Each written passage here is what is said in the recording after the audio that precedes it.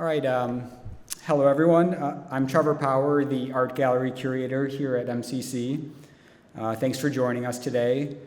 We're here with Chicago-based artist April Behnke, whose exhibition Off Grid is currently on view upstairs in galleries 1 and 2. I want to thank the MCC Art and Design Department and Joe Sullivan, the Dean of Arts and Humanities, for helping support these sorts of talks and events that we have, at least once a semester, sometimes multiple times, and just the exhibitions in general here at the college. Special thanks also to Justin Schmitz and the audio-video production class for setting up the Zoom recording that is beamed out over the world and recording so we can watch this video later if anybody misses it or wants to rewatch it. We're excited to have you all here today in person, and I'll start out by reading a short bio of April before we introduce her. April Behnke earned her MFA in painting and drawing from the School of the Art Institute of Chicago and her BFA from Cornell University. She has completed residencies at Bemis Center for Contemporary Arts in Omaha and the Slak Foundation in the Netherlands. Behnke has exhibited both nationally and internationally, including Mexico City, Seoul, New York, Berlin, and London, and her work is included in Georgetown University's art collection. Recent awards include the Creative Accelerator Grant from Illinois Arts Council, amongst others. So please join me in welcoming April Behnke.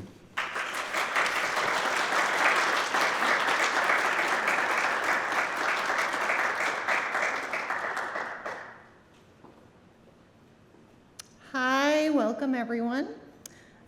Before I begin this talk, I'd like to start off with a few quick thank yous as well. First, thank you to Trevor for his generous support and for offering me the opportunity to show here at McHenry County College, especially in these newly renovated galleries. They look fantastic, and I know it was a lot of work. I'd like to thank Violet Luecht as well. I know she's not here today, but to her students as well for designing the risograph posters that are around the campus. They're amazing.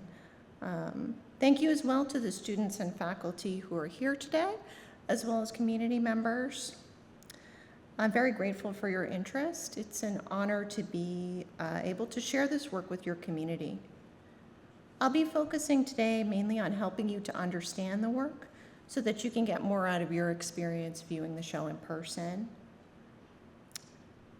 Today's talk will be more or less half an hour and will consist of first a brief introduction about me, my background, and my work, a short intro of the show, Off Grid, up in Galleries 1 and 2, a discussion of the themes I'm currently working with, illustrated with recent works, many of which you will see here in person. And following that will be a walkthrough of how I make these pieces. And lastly, we'll have a question and answer session. So please hold on to any questions that you may have until the end of the talk.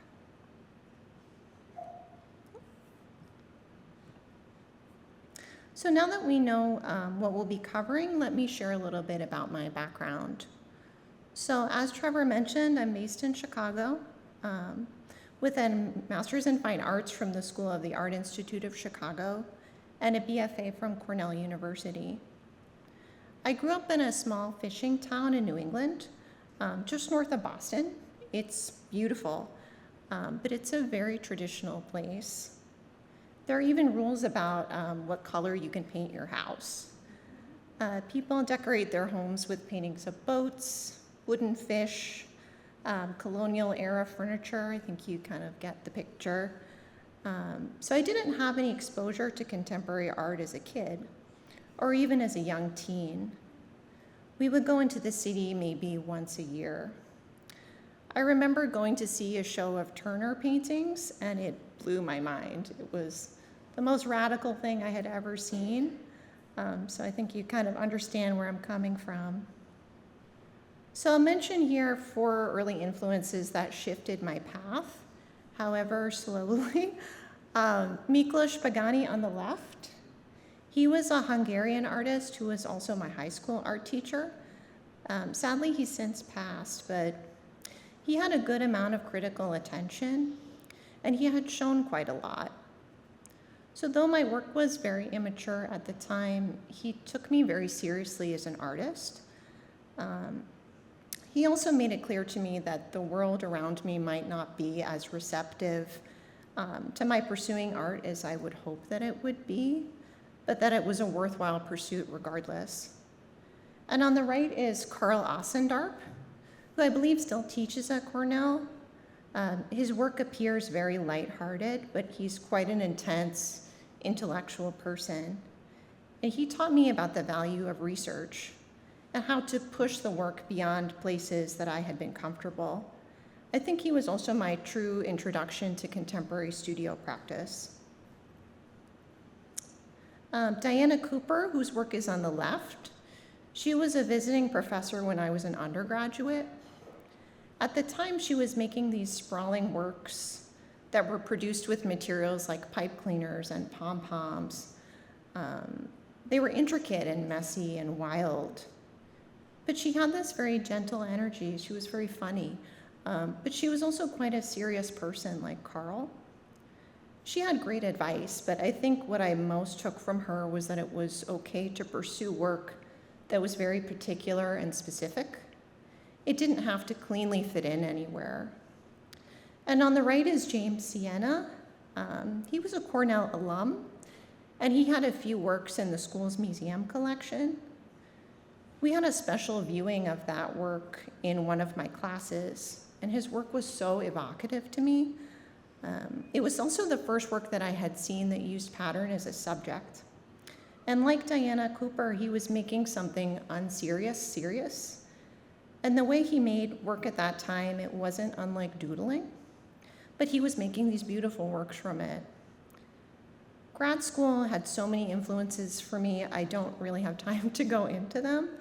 I'll just say that the School of the Art Institute of Chicago taught me how to think critically about work, both mine and that of others. It gave me a solid foundation for professional practice.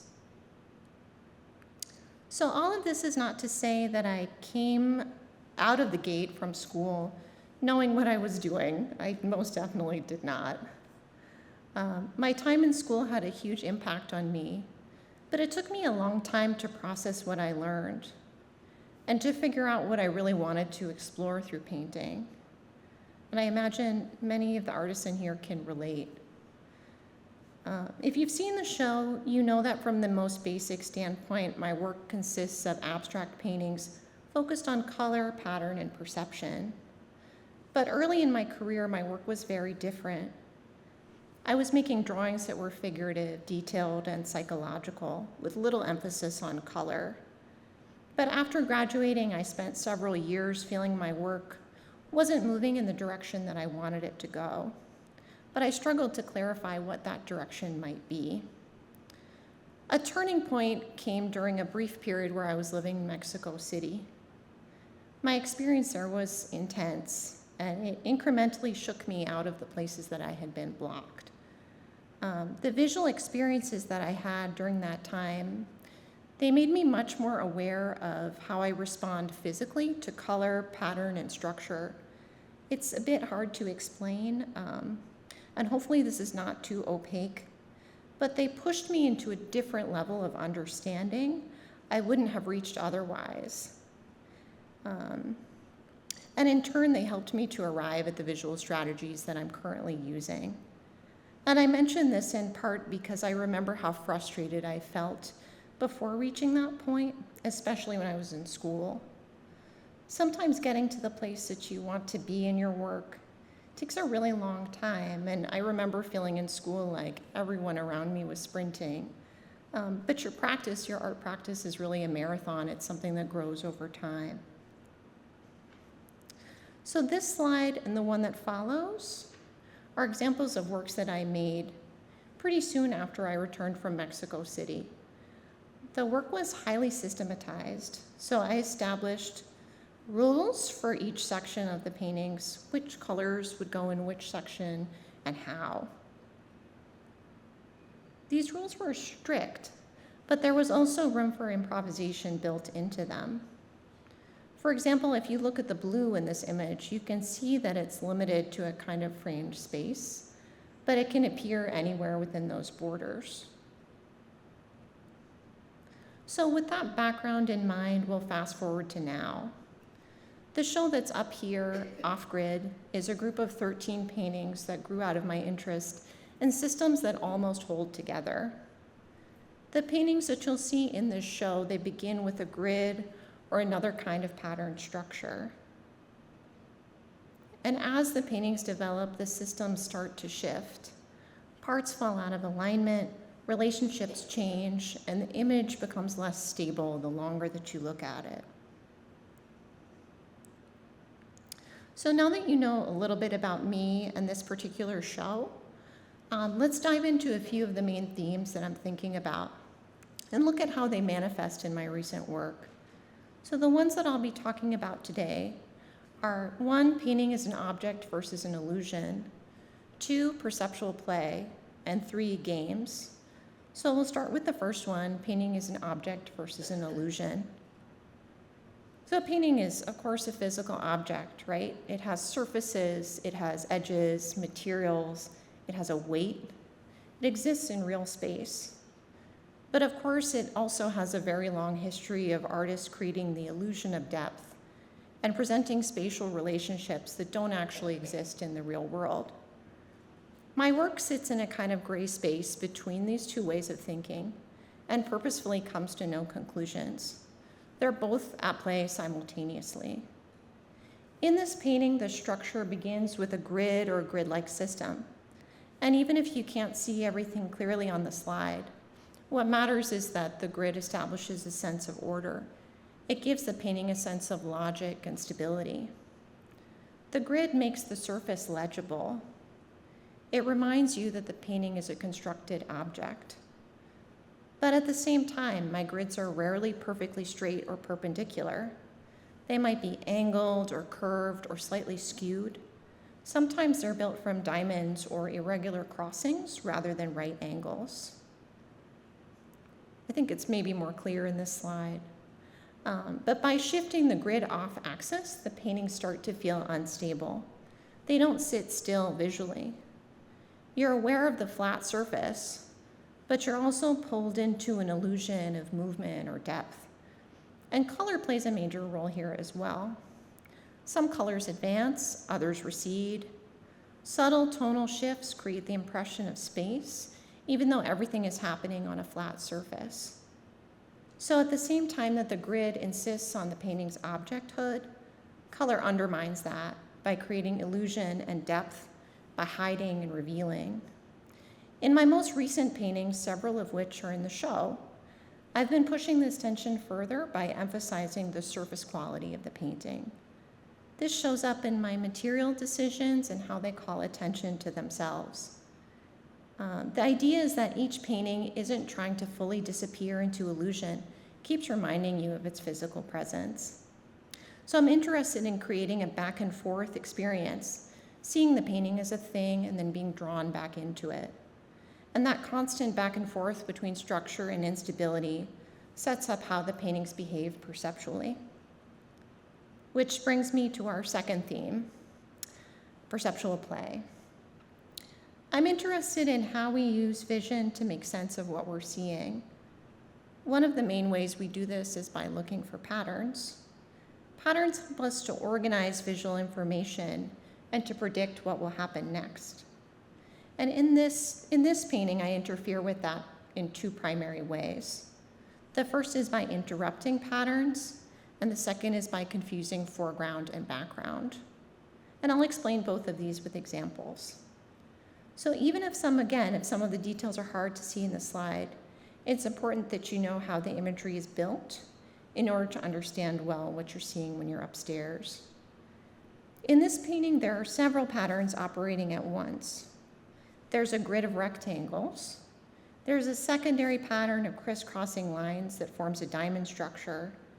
There's also repeating diagonal lines that move across the surface at regular intervals. And under normal circumstances, your eye would lock onto one of these systems and follow it. But that doesn't quite happen here. And that's in part because the patterns are interrupted by opaque shapes. These shapes block parts of the patterns beneath them. and they redirect your eye in multiple directions at once. As a result, your visual system keeps switching between structure and disruption, between what it can understand and what it can't fully resolve. The image stays active because your perception never fully settles. In this painting backwards, you can see the second strategy, mixing up foreground and background. Here, the warmer, lighter colors, like the orange, appear to move forward, even though they're actually part of the lower layers of the painting. Cooler, darker colors sit physically on top of these, but visually they fall backwards. So the usual hierarchy is reversed. The background becomes the foreground, and the foreground slips into the background. In addition, the interrupting shapes in this piece are a kind of reddish brown that seems to hover between layers rather than clearly belonging to one or the other. And this happens partially because red and green are complementary colors, so they're opposites on the color wheel. When they're placed near each other, they create a visual vibration. Here, that vibration is subtle because both colors are muted and they're similar in tone, but it's enough to create tension and instability in the image. Because the underlying structure of these paintings is very ordered, I often use color in this kind of strategic way to destabilize the image. Color is nuanced, so even small shifts can significantly affect how space is perceived. So in short, perceptual play in my work comes from interrupting patterns and reversing spatial cues, keeping the viewer visually engaged by making perception itself a little bit unreliable. And now we'll move on to the last theme we'll be talking about today, which is games. Games play upon the way our minds work. They give us a structured set of rules through which we can experiment. And these paintings, like games, they have rules, such as those in the pattern layers, but then they subvert those rules through visual interruptions and reversals.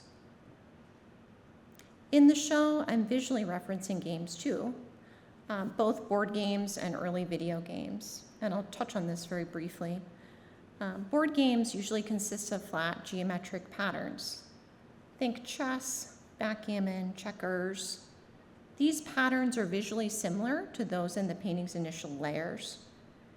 In board games, these patterns are interrupted by pieces that move across the board differently each time the game is played, similarly to the flat shapes that you see in the works here. Video games from the 1980s are a visual reference point for me too. I was born in the early 80s, and I was the youngest child, so I spent a lot of time watching my sisters play these games, and these graphics are basically seared into my brain. Their imagery was built on rigid grids and highly structured color systems. Everything was built on an underlying order, but at the same time, the images were often unstable. So if you're old enough to remember how your TV looked when your cartridge was dirty, the cartridge was this plastic little box that you put in the video game machine that contained all the data of the machine. But it would often get dust inside. So when you would put it in the machine, the image would scramble. Partial information or visual glitches meant that you could almost see what was happening on the screen, but not quite. And unsurprisingly, this is often on my mind when I'm in the studio. And I also use games really regularly in the titles of my work. This piece here is called Whack-A-Mole, which is both a kind of violent arcade game where you hit stuffed moles on the head with a bat, and is a more psychological term that's inspired by that game. So in the arcade game, as soon as you hit one stuffed mole, another one pops up at random and very, very quickly. So to win, you have to be very good at handling distractions and moving quickly. And in a psychological sense, it's a situation where you are trying to address a problem, but you can't catch your breath. As soon as you deal with one issue, another one appears in what feels like an endless, rapid cycle. As you can see, the painting does not look like the game. In this case, the title was a personal reference for me. So I had just had my son when I had this painting. And with the endless diapers and the bottles and the bumping and the schedules and the naps, et cetera, on and on and on, my life felt exactly like a game of whack-a-mole. So it's a reference to my psychological experience at that time. So when you're viewing these paintings, your perception has to stay active, testing expectations, adjusting, and re-engaging as the image resists fully resolving. So in short, these themes, painting as an object versus an illusion, perceptual play, and games clue you into how to think about my work overall. So now we're on to the final part of the talk, where I'll discuss how the paintings in this show were made.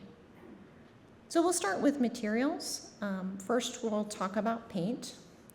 So I mainly use two types of paint, acrylic and flash, which is a kind of vinyl paint.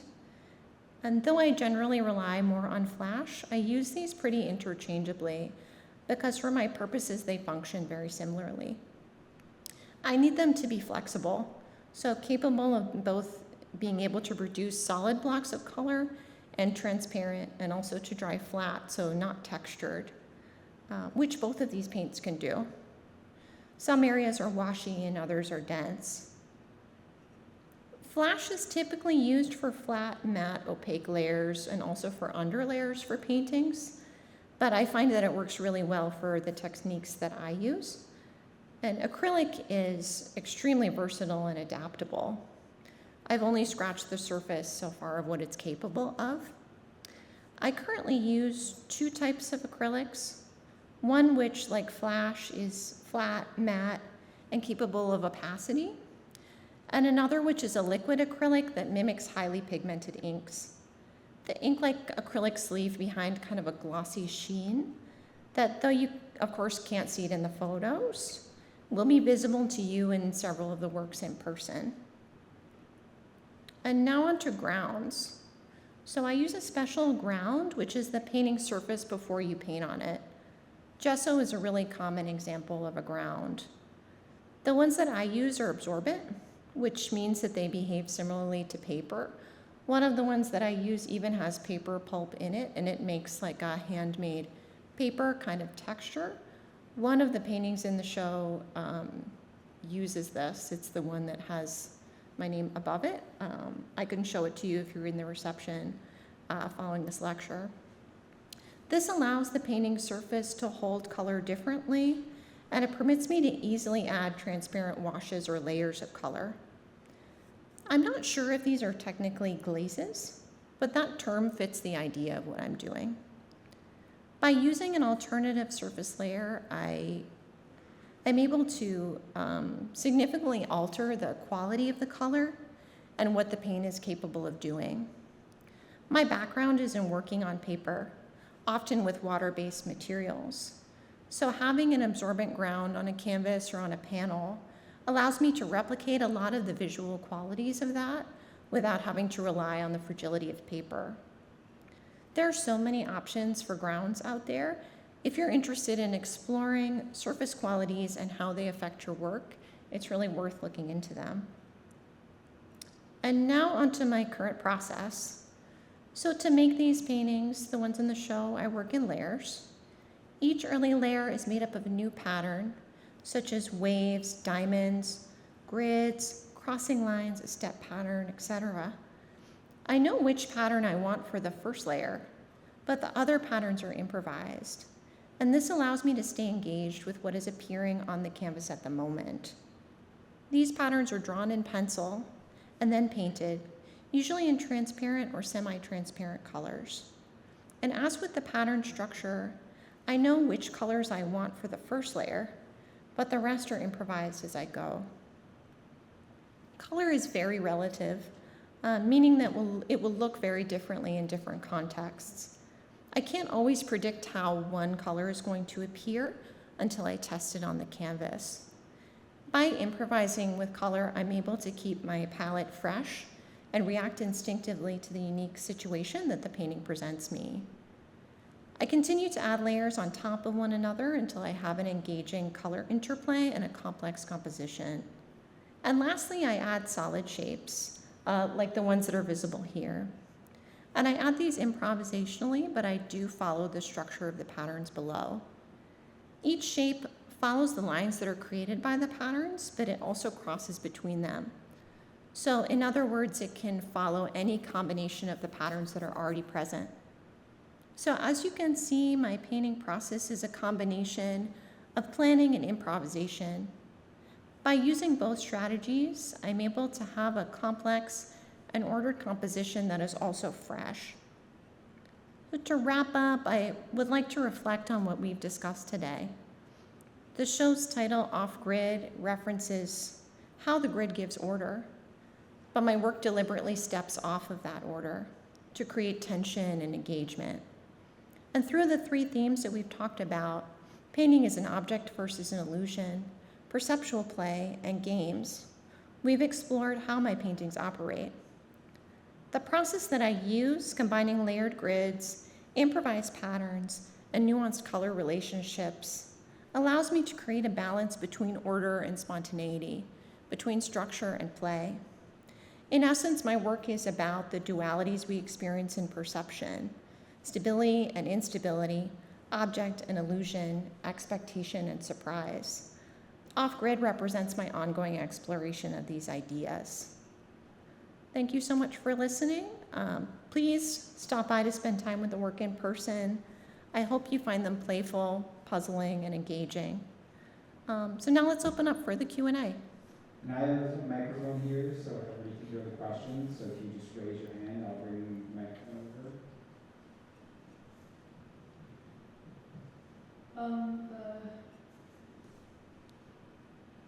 This is a random question. What got you into art? That's a great question. So this student asked what got me into art. It's a very old story. It's probably the same for most artists that you know, but I started painting as a kid. I fell in love with it when I was 5. My mom's friend, she was a watercolor painter, and I used to spend a lot of afternoons at her house, and I don't think she even taught me how to use them, but she left them out for me, and I'm a very introverted person, so I enjoyed kind of being on my own, like in a corner, making paintings all day. And I would really get into the zone with those. And luckily, my parents were very open to that. I was kind of left to be able to do that, and that's never left me.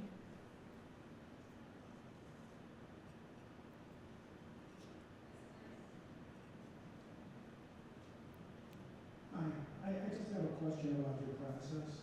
Do you start with the original pattern and complete that and then overlay?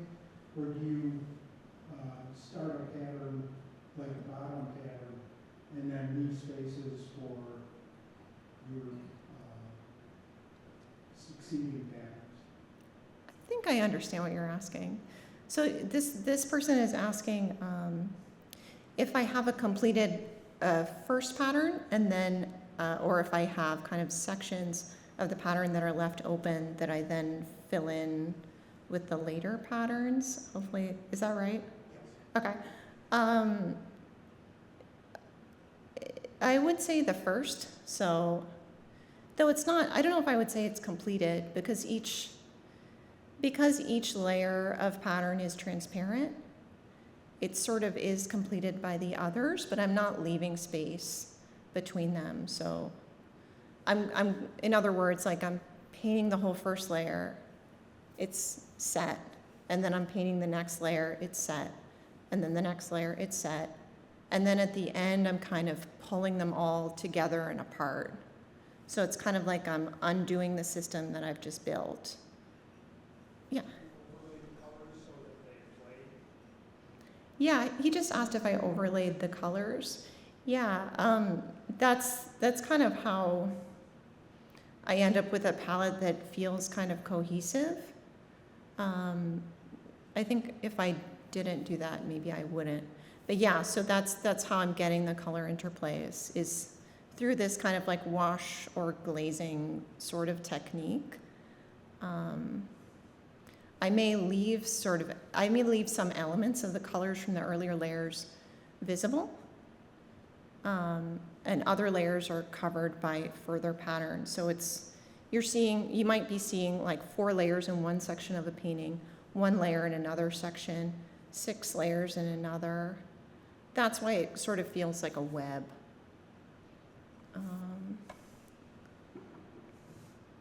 So I was wondering, how long have you been working on this particular project? And then also, I was wondering, do you have any ideas for newer projects in the future? Yeah, I don't know if it's like cleanly a project. So this person just asked me how long I've been working on this current body of work and what my ideas are for a future body of work. I would say this one has been in development for many years, but this particular body probably since 2023. But now I'm sort of shifting a little bit. It's not like a clean break each time. It's like the work slowly moves into the next body. Right now, those kind of shapes that you're seeing, the blocks of color that are opaque, those are kind of disappearing. They haven't completely disappeared, but I'm trying to find new ways to develop these pattern interplays without having to rely on that. So I'm looking for some new strategies right now in the studio, but it's not like it's not a clean break, you know.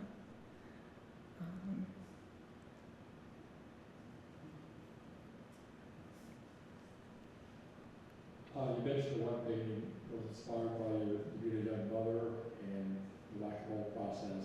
Are there certain paintings that mean more to you in terms of your inspiration, in terms of how you develop them, or some of just more random thoughts you have, or mean to you? Yeah, I'm going to see if I can paraphrase this question. So it sounds like you're kind of asking me if I have certain paintings that are kind of built from a more personal place. And you referenced the story about whack-a-mole. I think less so kind of as time is passing in a direct way, but maybe actually more in an indirect way. So I find I'm not thinking lately as much about a specific idea when I'm working. It's more that it kind of seeps out into the work. Like the more that I relax and the more comfortable I get with this process, and with this body of work, which again is still pretty new, I don't have to push it as much. It kind of comes out on its own. And then I look at it afterwards and I'm like, oh, that's what that was about. Or I look at it a couple months later and I can say, oh, I really see like where my mental space was when I made that painting.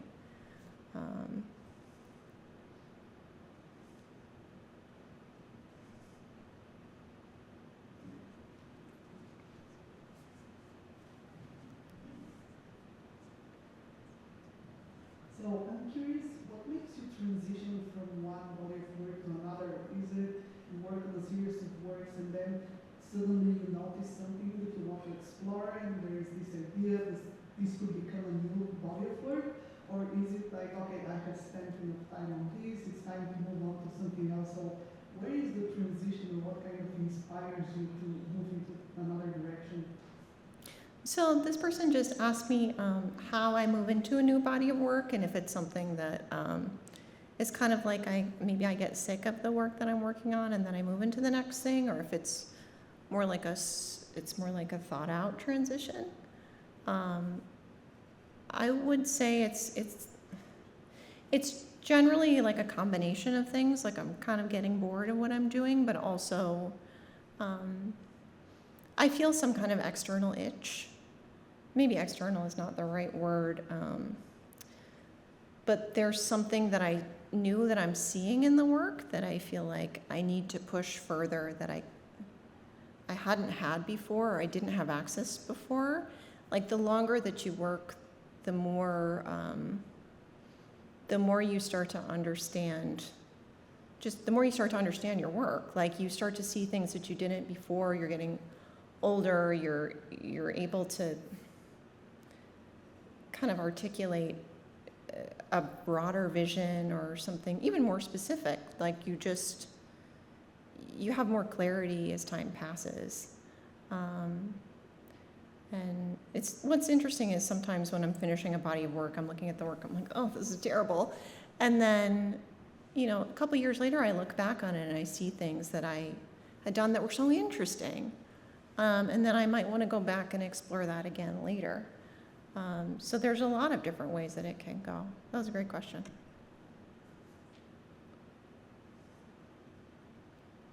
I'm curious, since we have a lot of students here, how you feel like your time at school shaped how you feel about painting and how you approach a painting, and if that's, or how that's changed since leaving SAIC.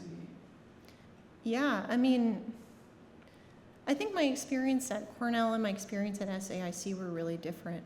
So Trevor just asked me about kind of how school shaped me and, how I guess kind of how I carry those things into the future. So I would say what my undergrad did for me was that it kind of exposed me to a whole new world. And I think I kind of suggested that during the lecture, but it showed me that there was a totally different path that I had never even seen before for my work. And that it was completely open. I think at SAIC it was more building ways of thinking about work. It kind of built a framework in my mind for how to look at work, how to look at other people's work and my own critically, and also how to push myself. It gave me a lot of skills, not so much technical skills, but ways of thinking that I use all the time. And I'm still going back to things that were said to me in school. Maybe now I'm starting to understand them, and I didn't understand them for, I've been out of school since 2011, so it was a long time ago. But yeah, the things that you learn in school, they certainly stay with you, even if at the time you're like, I don't get this at all. I wish that I'd written them all down. So I would benefit, I think, a lot from them now. But there are some that are seared into my brain.